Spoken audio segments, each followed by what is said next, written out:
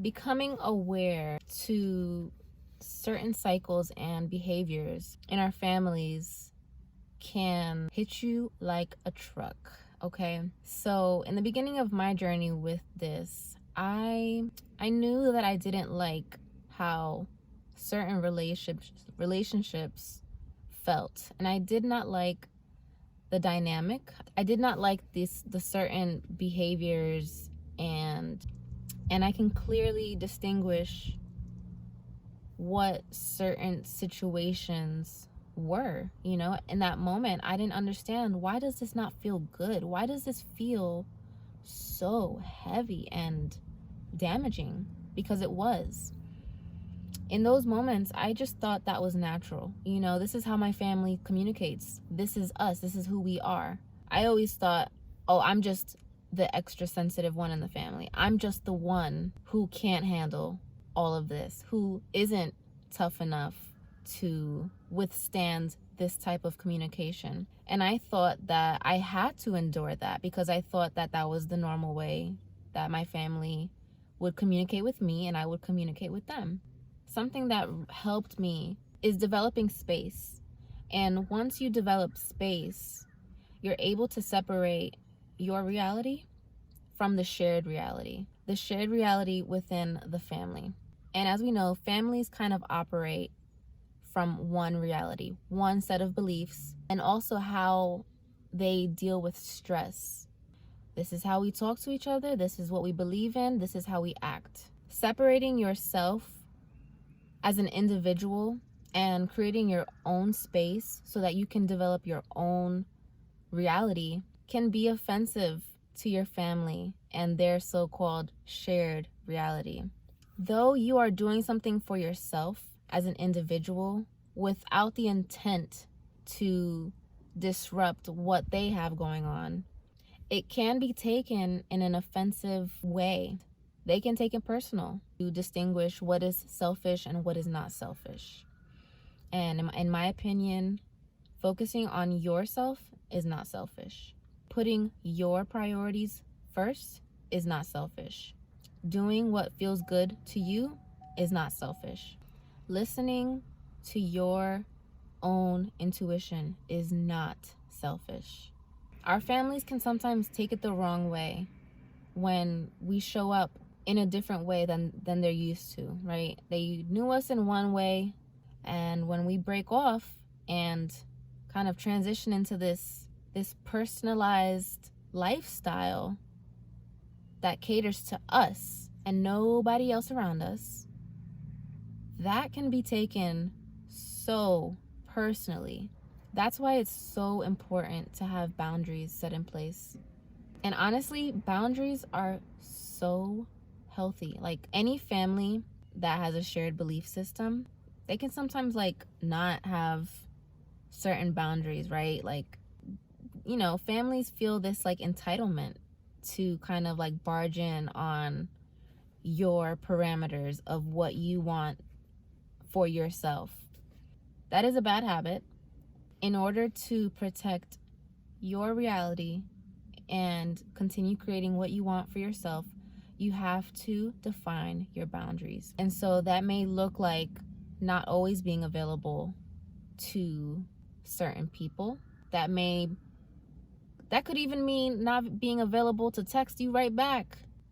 I understand that people's feelings can get hurt from that, right? It would be amazing if everyone just cooperated with us and we were able to cooperate with everyone else. But that's not the world we live in, right? We all have different views. We all have different desires. We all have different interests. And we also all have different standards for the life that we want to live. So when you try to set forth certain boundaries to help you cultivate a life that is meaningful to you, that fills you up, emotionally, spiritually, physically, and just feels good, damn it. A life that just feels good. You got to define those boundaries. And for me, I'm still dealing with the struggle of being able to define these boundaries, because though I have somewhat cultivated a new reality in which my higher self is who I want to put forth into this world. You know, I want to show up as my best self. And when I'm not feeling my best self, I'm able to take that time back and give it back to myself and do the things that I need to do so that I can show up for others, so that I can show up for myself, so that I can do the things that I want to do, so that I have energy to put in these different time slots of my day. On the other side of defining your boundaries, the other person has to respect your boundaries. And so when a person does not respect your boundaries or gets offended by your boundaries, that's not your problem. That's not your issue. I'm just being real. That is not our issue. It's up to that other person to understand where we're coming from, to set aside their own stuff and just see our intention for what it is. And if they keep taking it personal and they can't handle being able to give you that respect, then you can fully evaluate that relationship to the extent that you want. There are going to be certain people that you have to cut out your life. No matter how much you give on your end, the other person isn't meeting you halfway to, like I said, respect those boundaries or even just give you that respect in how you are trying to show up. That is okay. Nobody is entitled to your time or energy, no matter who they are. And if this person is unhealthy to have into your life, if this person is draining you, is toxic, you have the right to cut them out. I could be fulfilled in having this person that I love in my life while also establishing healthy boundaries so that I could potentially avoid causing any resentment in my heart for this person. Because that's the worst thing, right? Like walking around your whole life resenting people and not forgiving people.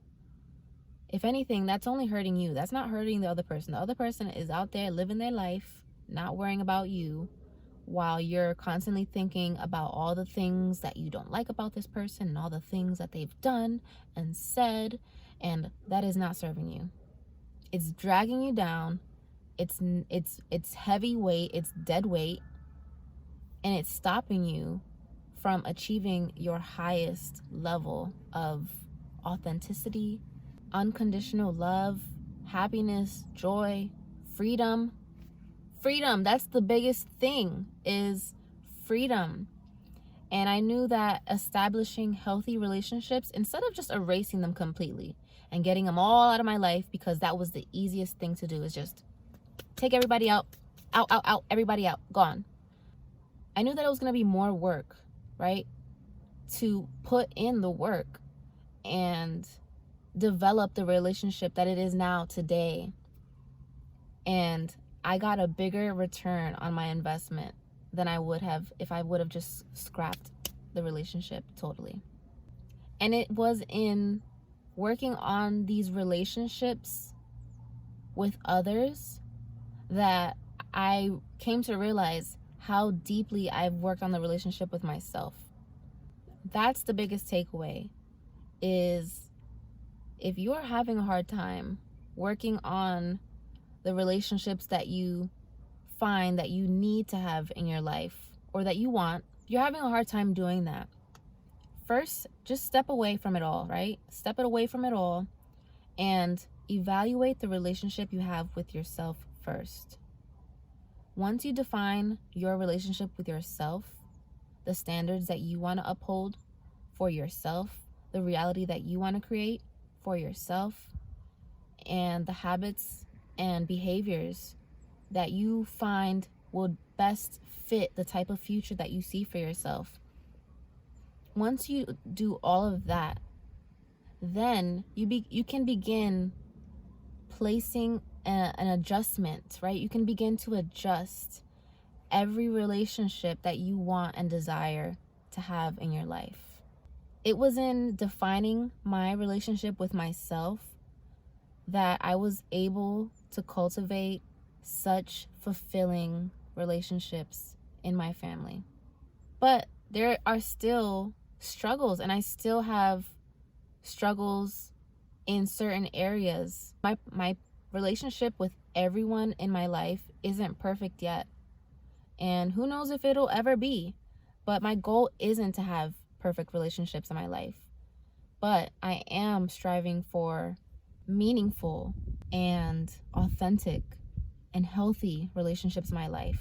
That's all I'm striving for. Now I'm in the process of being okay with that friction. Just learning to be okay with people not being happy with you, not agreeing with you, being disappointed in you.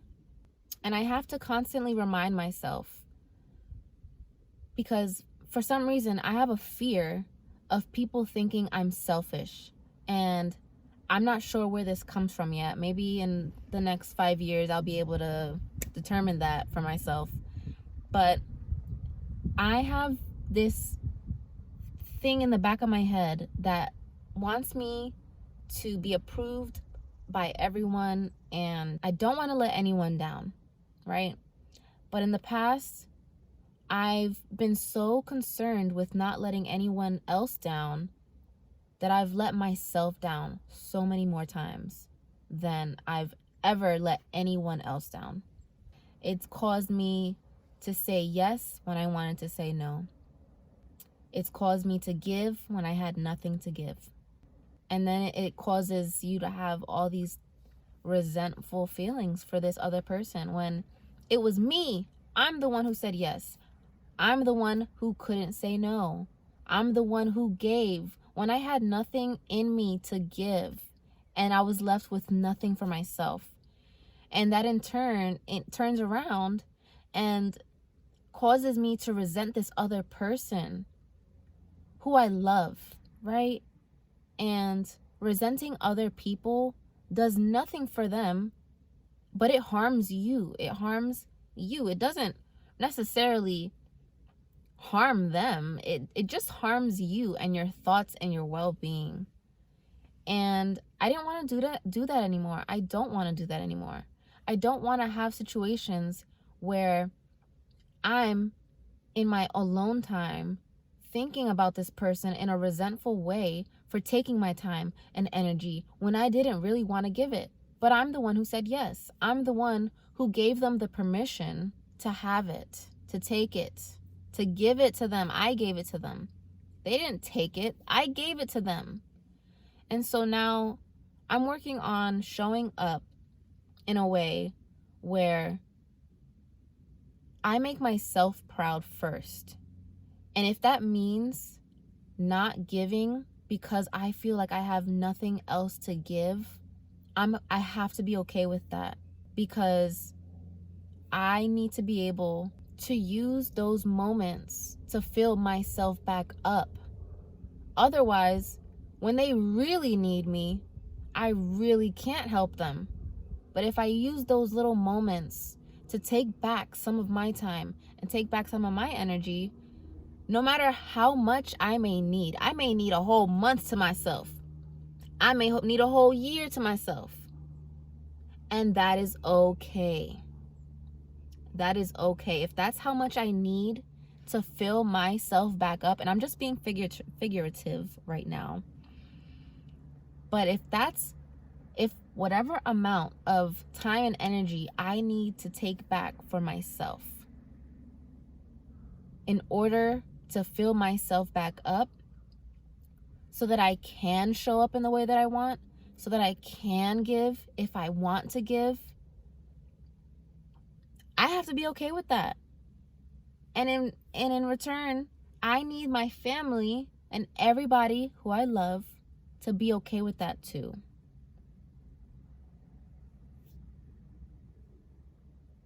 And that's my story. I've gone on a long rant. Wow, this is way longer than I thought. I feel like I need to do a part 2 because I'm not done talking about this yet. Let me know in the comments down below if you resonated with any of this, if you can relate to functioning in a dysfunctional family. And It's hard to break away. And I know it's hard, but you got to do it. You got to do it. I thank you for sticking around. If you're still watching this after my long spiel, then you are a true one. And I appreciate you so much for being here. Please please share with anybody who can relate to functioning in a freaking dysfunctional family. I hope you guys have an amazing day. Please make sure to get out and experience nature in some little way today. This car is circling my neighborhood and I don't know why. Let me stop being nosy. Comment down below if you'd like me to make a part 2. I don't know. I might if you guys want me to. But I'm looking forward to making another video for you guys soon. So stay tuned and I will see you guys when I see you guys. Peace.